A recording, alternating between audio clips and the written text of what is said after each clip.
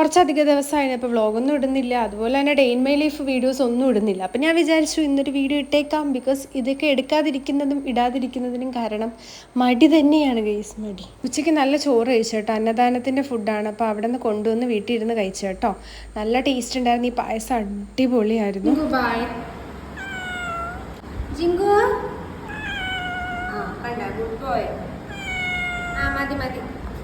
Pregnancy ജേണിയൊക്കെ എങ്ങനെ പോകുന്നു? 2 വാക്ക് പറയൂ. ഇങ്ങനെ പോകുന്നു അല്ലേ? ഇവരുടെ ഒരു ശത്രുവിനെ ഞാൻ നിങ്ങൾക്ക് കാണിച്ചു തരാം. ഇവർ തമ്മിൽ ശത്രുതയിലാണ്. ഇവർ തമ്മിൽ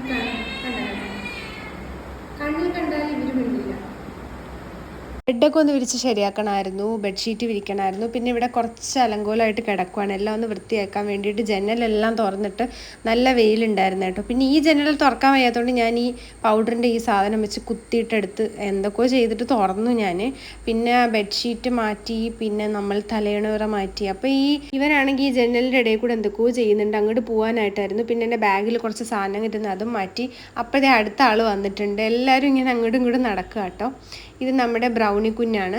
ജിങ്കു വീണ്ടും ജനലിൽ കൂടെ കയറാൻ നോക്കുന്നുണ്ട്. പിന്നെ നല്ല വരിക്കച്ചക്ക കിട്ടിയിട്ടുണ്ടായിരുന്നു കേട്ടോ, നല്ല ടേസ്റ്റ് ഉണ്ടായിരുന്നു. കുറേ ആളുകൊണ്ട് ആഗ്രഹിക്കുന്നത് അതും കഴിച്ച് അങ്ങനെ